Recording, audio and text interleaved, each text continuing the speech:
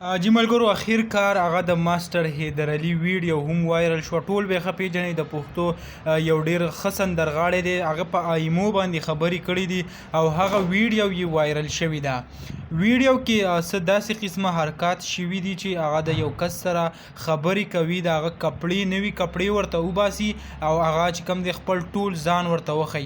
ویډیو به موږ تاسو ته کوشش کوو چې هغه هم پلی کړو، خو د هغې نه مخکې یو څو خبرې کوو چې آیا داسې قسمه ویډیو چې وایرل کیږي که مونږ وګورو په سوشل میډیا باندې د اسماعیل خلاص کوم تصویر چې وایرل شوی په هغې چې بیا کوم بحث شروع نو هغه به هم تاسو کتلی وي. د دې نه پس بیا دا د ماسټر حیدر علي کوم تصویر چې ویډیو چې وایرل شوی ده په هغې باندې چې بیا هم زمونږ د پښتنو کم قسم خبرې شروع دي نو هغه به هم زه تاسو ته ښیم چې آیا کم قسم خبرې پې بیا زمونږ پښتانه کوي او څه وایي او څه نه وایي. نو دا یو کم پوسټ چې دی هغه تاسو په دې کې کتلی هم شئ.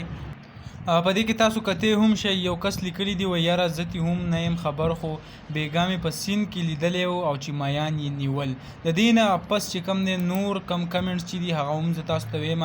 کم کسانو چې دا ویډیو کتلی ده نو د هغو کمنټس چې دی هغه زه تاسو ته پکې هم ښیم چې کم کسانو ویډیو دې کې وایي ما خو نه ده کتلی خو ځینو ملګرو پوسټونه کړي دي پیک ده. علي حیدر ډیر وطن پاله قوم پرست سړی دی.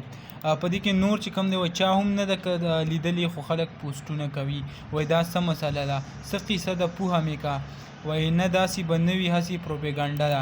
نو زه به دلته یو خبره په دې کې ایډ کړم کومه ویډیو چې وایرل ده هغه پروپیګنډه نه ده، صحیح ویډیو ده. موږ سره هغه شته دی خو د څه وجوهاتو د وجې هغه زه تاسو ته هغه شو کولی نه شم.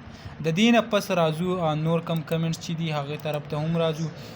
په دې ویډیو کې چې کوم دی وایي ماسټر صاحب لکه چې ګلان کرلی دي په دې به تاسو هغه پوهیږئ. بل ورته کوم بیا لیکلي دی بیخي سم شیندلي دي. په دې کې بل کس وایي ها خبرې مخکې نوم ستا شان پیران لرم اوس مې یقین پوخ شو. په دې کې بل چې کوم دی وایي زما سره مه چیړه که نه وایي ته روستو چې لږ بد بل وایي ته یې راواستوه چې لږ په بد نظر ورته وګورو. نو د بد نظر کتو دپاره نه د سم د سړیتوب نظر سره یې وګوره.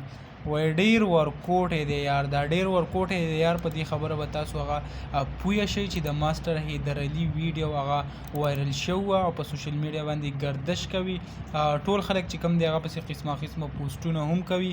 د هغې کومه ویډیو چې ده نو هغه د څه وجې نه زه تاسو ته ښودلی نه شم بلکې ویډیو هغه موږ سره موجود ده. نو په اخره کې ټولو ته یو ځل بیا هم ویم چې ویډیو چې کومه شیر شوې ده نو مهرباني وکړئ دا مه شیر کوئ د نورو کسانو سره، یعنې د چا عزت چې کوم دی هغه په سین ملهو کوئ. د اسماعیل خلاص چې کوم پکچر وایرل شوی بیا زموږ کوم پښتنو ورونو چې کومه قیصه راغستې وه نو ښه دا ده چې بس کوم څه چې شوي دي هغه شوي دي، نوره قیصه هغه پرېږدئ.